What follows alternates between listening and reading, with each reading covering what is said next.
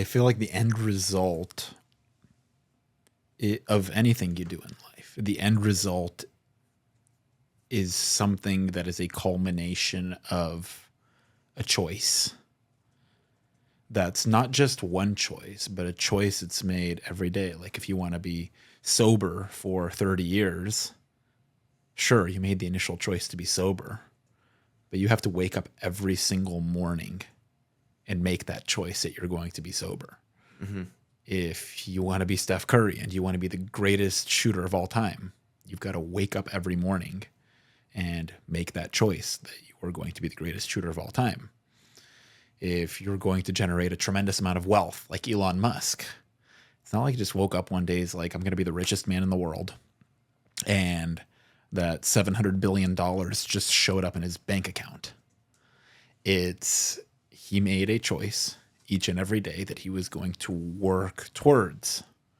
Obviously, for him, it's a much larger purpose, but he was going to be consistent in what he was doing. And again, it's a daily choice for an extended amount of time. So there's 365 days in a year, right? Over 10 years, that's 3,650 choices of today I'm choosing this. Today again, I'm choosing this. Yep. Today again, I'm choosing this. And all those yes choices over a certain amount of time will compound and ultimately yield that greatest result. But it's so interesting because so many of us look at that end result and we just see how far away it is or how impossible it is. But it wasn't just one choice. You have to make that choice over and over and over and over again. Yep. And stay consistent with it. And the choice primarily is to be consistent and choose it over and over again. The person with the six-pack abs didn't just snap his fingers overnight and have six-pack abs. He chose it every day when he went to the gym. He chose it every day when he ate healthy. He chose it every day when he decided to get a good night's sleep instead of staying out late and partying or drinking or whatever somebody could choose to do. So it's really interesting for me anytime I see somebody who has achieved a tremendous result to think of like how many years has this been in the making? Like you look at somebody like Taylor Swift who's selling out stadiums multiple times in the same city. She's adding millions of dollars to the surrounding economy, local restaurants. People are traveling into the town where she's performing at. She releases albums. They sell like a lot of them. Selling a ton of merch. She's a global name. Everybody around the world knows her. Like at a certain point in time, she was a high school kid who had a dream of making music and had a dream of people hearing her music. And from the time she was in high school, for every day for the next 20 years, she chose, I am going to go down the road of having my music reach as many people as it can possibly reach. Yep. And she stayed more consistent than any other musician has in those last 20 years. And then nowadays we see who Taylor Swift is today. Taylor Swift wasn't born overnight, like the success, the giant, the household name. Taylor Swift chose who she was going to be first in one choice, and then had a series of making thousands of daily choices to become the person that she became. And that's why I just have so much admiration for not only Taylor Swift, but anybody who goes and achieves that extraordinary result, because it's an incredible series of choices throughout an incredible amount of time and an incredible amount of consistency that leads you to that extraordinary result. Yep. For sure. Yeah, I mean, a lot of it too is But I think a big part of it is perception. Like, how do you perceive? Like, for example, I'm sure with a lot of successful people, there's some level of like organized chaos that's going on in their head. They've got some sort of beast or challenge that they're facing mentally, emotionally, and instead of letting it beat them down, they channel it and they perceive it in a way, or they build around it in a way to lead to their success, right? And it ends up being less of a crutch and more of a driver, right? So like, I mean, for me, for example, you know, very active mind. Like I don't always seem that way maybe to other people, but like head's always firing, thoughts are firing.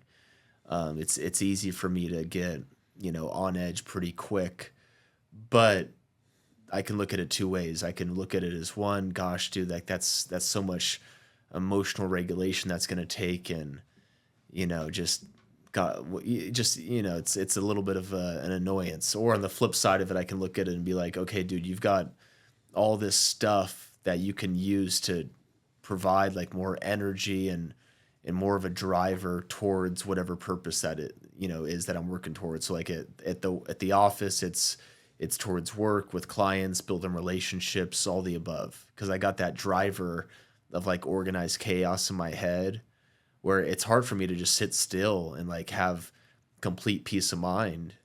But is that a good or a bad thing? I mean, I get to choose, right? I can perceive it as, dude, I got a ton of anxiety and that's so unfortunate. Or, dude, I've got all this energy and I've got this chaos that I can, kind of spin in a direction to help me become that much more successful, right? So I think a lot of your top performers, I mean, like your Kobe Bryant's, I'm a tennis guy, Novak Djokovic, big tennis guy that's definitely got a lot going on upstairs is Nadal.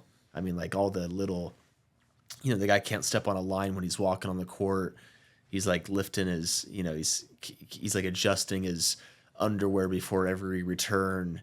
He's like having to move his hair before every, like there's a lot of crap going on in that guy's head. Like I would not consider him probably like the most emotionally just like stable guy on a day-to-day basis without probably taking a lot of like work, right? And a lot of just directing a lot of that chaos the right way. So I think a lot of people, they've got things going on, and it's less about like trying to fit some sort of mold, but like how do I find a way to perceive what I have and what I might struggle with, or look at as a challenge, and use that as a driver into a positive force, right? And so for me, it's that like it's easy to get on edge. I can get anxious really quick. My head doesn't slow down very easily, but I get to stay super healthy because I love to work out a lot because that's a huge, mental benefit for me. So like the hot yoga, tennis, running, I've ran marathons. And on the flip side, I get to drive a lot of that energy into relationships, and like, I'm naturally a little bit social. I'm naturally having a little bit of social anxiety. So then that's another challenge of like, how do I learn how to build relationships with other people, step outside my comfort zone, and take these, maybe perceived challenges, and just redirect that into organized, positive chaos, whatever you want to call it, right? So I'm sure that makes sense to you, but it's just something that was on my mind. It's interesting how people they'll direct and they'll perceive things one way or the other, and it can be for leading to some of the greatest successes we've seen, or it can take people down a dark path where they end up in addiction, different mental diagnoses going on, and just a tough path, right? That line is not very, that line is very marginal. The line between, in my opinion, the line between like mental disorder and like genius and success and like champion, that line, dude, that can be very marginal sometimes. Think about that. Getting a diagnosis from a doctor for having like clinical depression or like severe anxiety or needing to be put on all these meds and becoming one of the greatest in whatever industry it is, the human mind is so powerful that line can be so marginal.